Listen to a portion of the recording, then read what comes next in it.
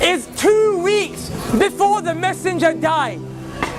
The Prophet was sitting with his companions and he became very sad. He said, I yearn to meet my brothers and I yearn to meet my sisters. Bilal radiallahu anh looked to the Prophet and he said, Ya Rasulullah, your brothers and your sisters are here, we're here. And the Prophet looked at all of his companions. He looked at Abu Bakr, Uthman, Ali, the greatest people to walk the face of this earth from this ummah, and he said, you are not my brothers.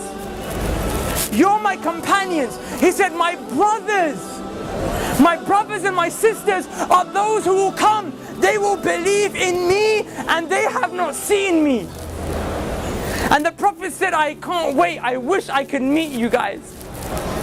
Now imagine for a second that man who took brotherhood away from his companions and ascribed it to me and you. Wallahi, the Prophet called us his brothers and sisters.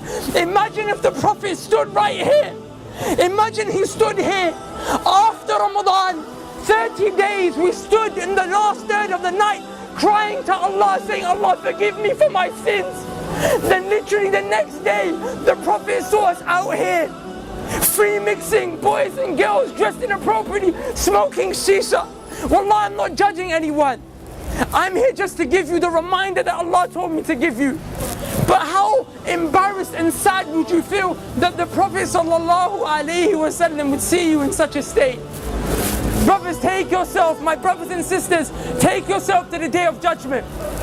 On a day when Allah subhanahu wa ta'ala said, يَوْمَ يَفِرُّ الْمَرْءُ مِنْ أَخِيهِ وَأُمِّهِ وَأَبِيهِ وَصَاحِبَتِهِ وَبَنِيهِ. Allah said, your mum will run away from you. Rather, you will run from your mum. Wallahi, your mum will smile at you burning in the hellfire. Wallahi, billahi, tallahi, dhalika yawmul haq. You will see it with these eyes, the same way you see my face today. You will see people whose mothers are smiling and thanking Allah that their sons and daughters are burning in the hellfire because they got saved. The mother got saved because she took some deeds from that son and daughter that wronged the mum. That day your mum won't spare you. On that day, the only man that will look around, the only man who will go around into sajda, he will fall, waiting, crying to Allah so that we can be saved and go to Jannah, is Muhammad sallallahu alayhi wasallam. But I tell you something, Wallah, he won't recognize you unless you are from those who prayed. Because the hadith of the Prophet tells us that the Prophet will notice you from the marks of sajda on your foreheads and the marks of wudu on your arms. The Prophet sallallahu alayhi wasallam will go to certain people, however, people like us who pray in Ramadan. So we're going to have a few marks of sajda, we're going to have a few parts of wudu on our arms, but we didn't worship Allah like we were supposed to. We were Ramadan Muslims, Eid Muslims, Jummah Muslims. The Prophet will see people like that. The Prophet will go to them to save them. The angels will envelop them and say, Ya Muhammad, stay away. I'm taking these people to the fire. The Prophet will say, they're from my ummah. These people are from my ummah, leave them. The angels will say, Ya Muhammad, you don't know what they did after you left. The Prophet will say, that very same man who cried every night for me and you so we could be saved. But when the day comes where you will meet Allah and whatever has been established has been established, the Prophet will look at you and say, Suhqun, Suhqun, get away from me, take them away from me. But those who prayed, even though our life was difficult, there was fitna all around us, even though people called us to come out to the shisha cafes, to the clubs, your girlfriend called you, your boyfriend called you, even though that happened, the Prophet will grab those people. He will say, come, come, come. He will save you from the fire, take you to the gates of Jannah where there is a fountain called Al-Kawthar. He will dip his hands in. He will say, drink, drink, drink from my hands, drink from my hands. Are you okay? Go into paradise. Udkhuluha bisalam. Dhalika yawmul khulud. Enter with peace for eternity, happiness, and never-ending happiness that will never cease, brothers and sisters, and never-ending happiness that will never leave. How How do you get to that stage? And I'll leave you with this. The Prophet ﷺ said, a time will come when holding on to my religion, holding on to Islam, will become as difficult as holding on to charcoal. The charcoals that we smoke shisha with. The Prophet said, try and hold on to it. It burns you, let go of it.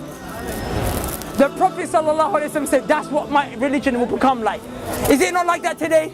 We come to the masjid, but then the heat of the girls and the guys and the music and the haram, it grabs you, right? So it's hard to hold on to Islam. The Prophet gave you an advice in another hadith. The Prophet ﷺ said, be patient, and you will drink from my hands at the fountain of Al-Kawthar. Brothers and sisters, wallahi, I don't get paid for this. Wallahi, it's because I love you for the sake of Allah. I came from this life. There is no khair. Please come back to Allah. Please become a person who establishes Tawheed, the oneness of Allah in his or her heart. And never, ever, ever forget the prayer. And strive to follow the sunnah of the Prophet. So on that day when you're resurrected, when that day when the trumpet is blown, you will be of those who are saved. Because I tell you one thing, wallahi, it's a day of truth, and every single one of us will see it. And the quote of Ibn al-Qayyim al-Jawziyah suffices for us to leave with. He said, if the Quran doesn't soften your hearts in this world, if by you reciting the Quran your hearts do not become soft in this world, he said, then wait to the day of judgment, for when Allah shows you the hellfire, your hearts will become soft. But we have an opportunity to not see that ever.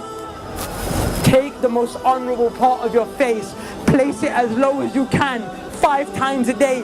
Never forget, and I promise you on that day, everyone will turn their back on you, but Allah will suffice you. So who will come? We're going to make the adhan, inshallah, and I urge you guys to pray with us. Wallahi, we're not trying to upset you, we're not trying to call you to anything dodgy. All we're trying to call you to is Tawheed of Allah and Sunnah of the Prophet sallallahu alaihi wasallam. Is there anyone who would like to give the adhan? And we'll get the reward.